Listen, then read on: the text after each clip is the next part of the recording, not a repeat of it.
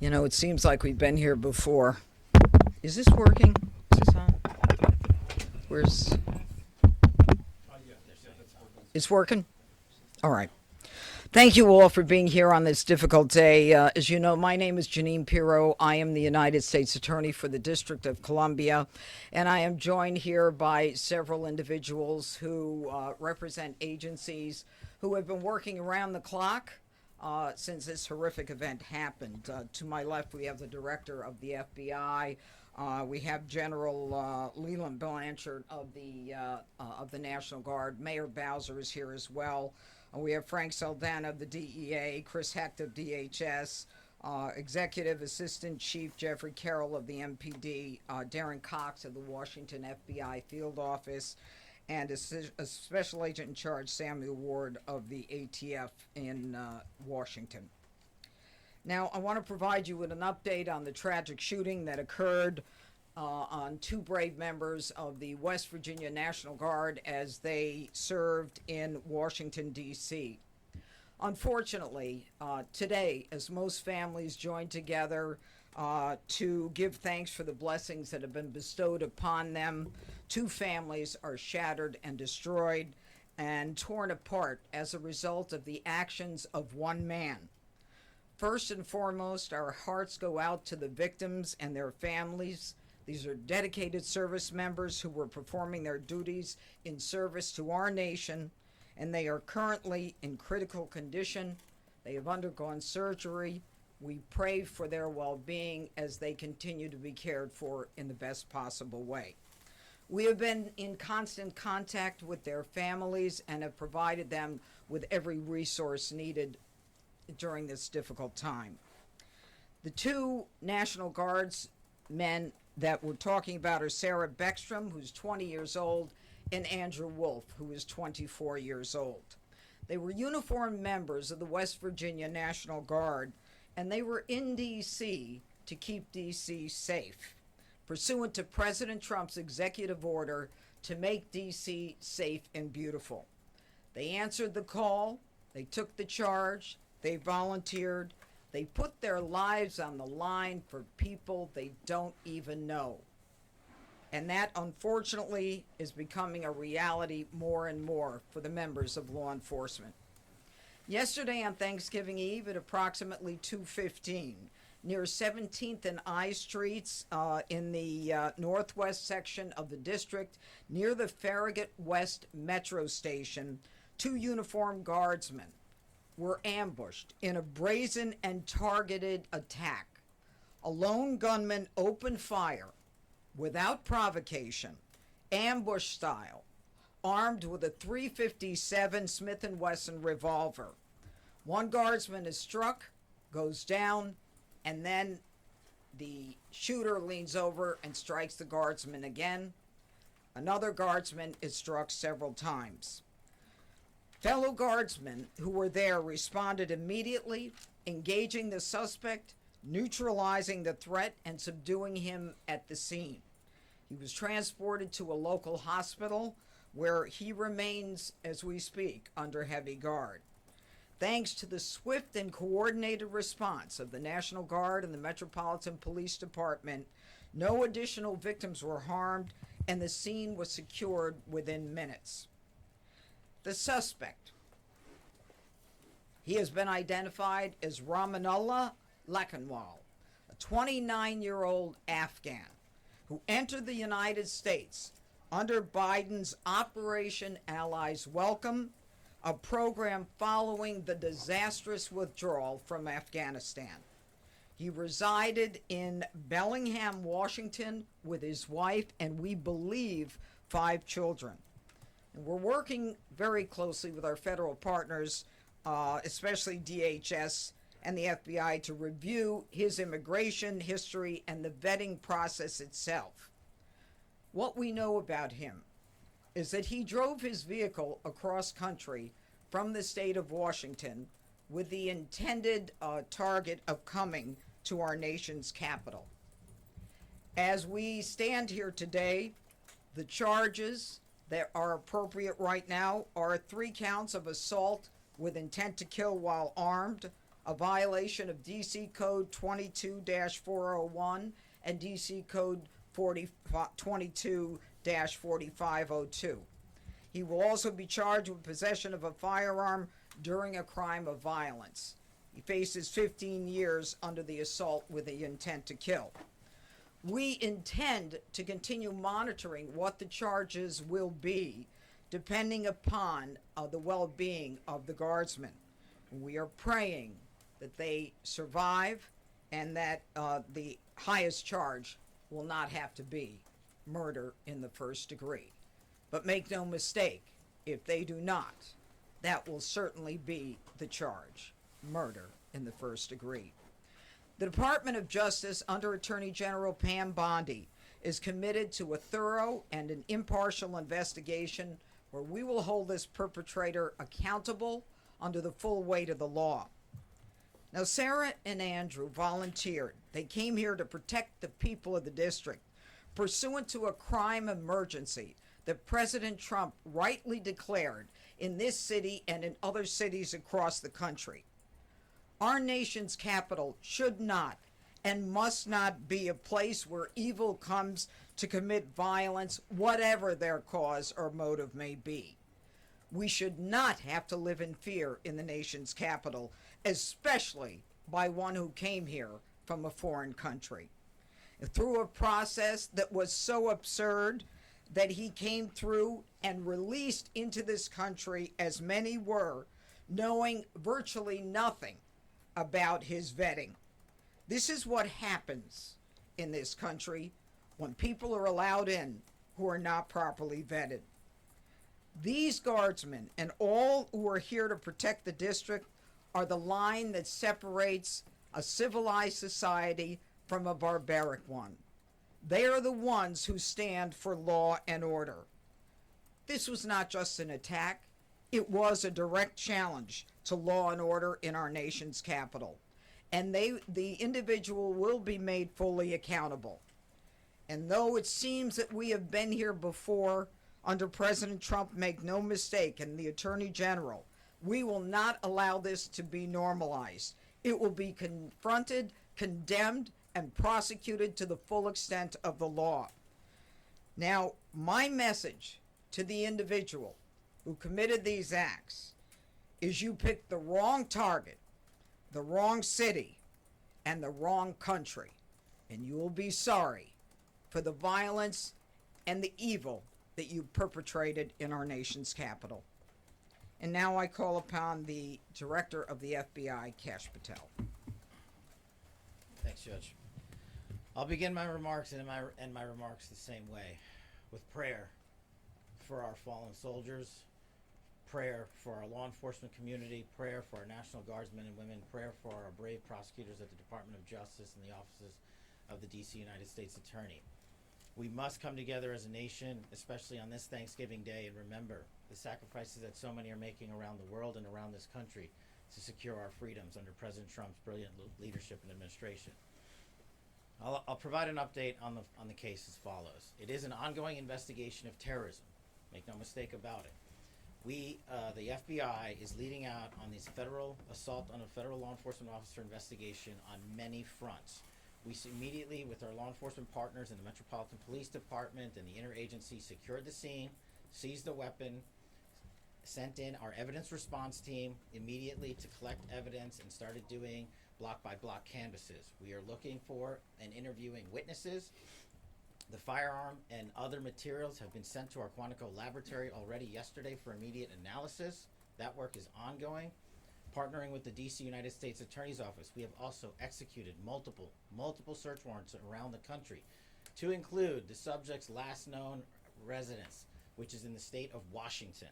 The search warrant was executed on that house last night or early this morning, and it is an ongoing process. All the individuals found in the house have been interviewed, and some interviews remain ongoing. We will not stop until we interview anyone and everyone associated with the subject, the house, and every piece of his life.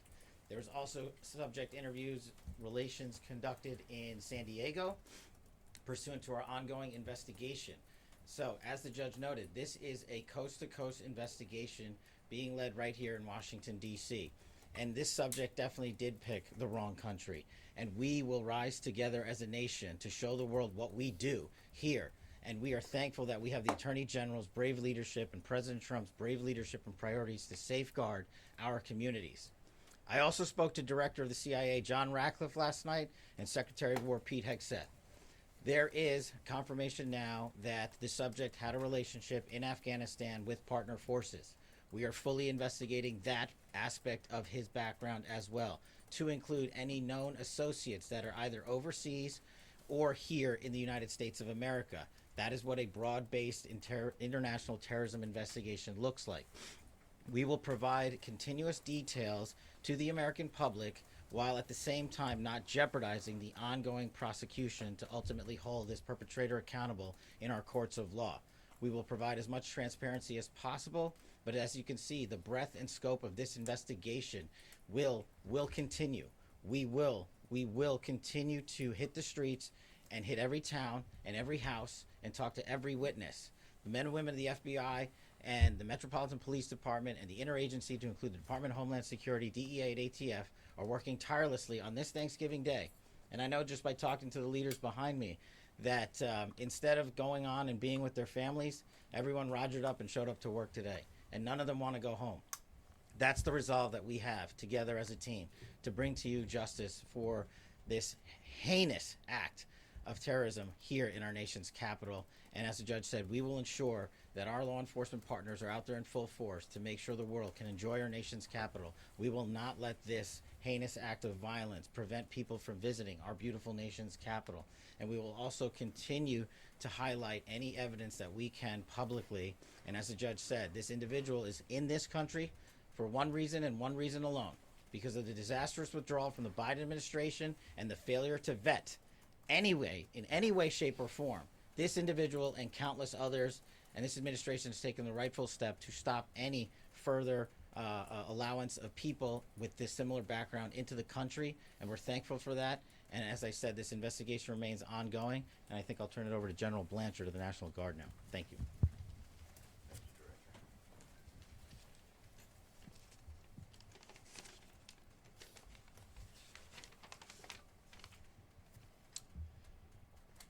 All across America this morning, families are waking up. They'll spend the day with their children, their brothers, sisters, husbands, wives, friends from across the community. There will be the smell of turkey, all the fixings. They'll watch parades, football games. They'll pray together. They'll talk about what they're grateful for. This morning, there are two families that will not have that opportunity.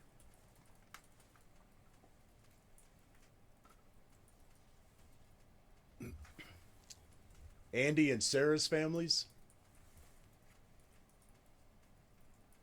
they're spending the day reflecting on the past. And in the days coming, they'll reflect on and think about what could have been, what might be. Because regardless of the outcome, we know that their lives, their families' lives are all changed forever. Because one person decided to do this horrific and evil thing.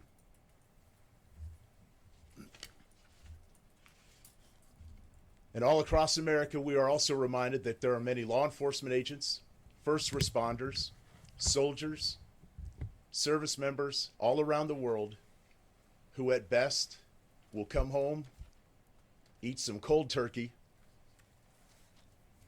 open up Tupperware, eat what's left over, because they spent the day defending the American ideals, getting out there and getting after it on every American citizen's behalf. I will say that the District of Columbia National Guard, this task force, is more committed this morning to the President's directive to make D.C. safe and beautiful. Our resolve will be tested. It is being tested, but make no mistake, each and every one of these soldiers and airmen will meet and exceed the expectation that we have for them. They are, in fact, America's best. I'm proud of each and every one of them. I pray for each and every one of them today, and in particular for these two young service members who are willing to go above and beyond and pay whatever price our nation asks of them. I ask every American today to keep them in their thoughts and prayers as you go about your day. Thank you. Thank you, John. Mayor, where's Mayor Bowser? Yeah. Thank you, Judge. I'm Muriel Bowser. I'm the mayor of Washington, D.C., and I want to associate myself with the remarks of our Adjutant General from the D.C. National Guard. I want to be very clear what the judge and everyone has reported here. Somebody drove across the country, came to Washington, D.C. to attack America. And that person will be prosecuted to the fullest extent of the law. These young people should be at home in West Virginia with their families.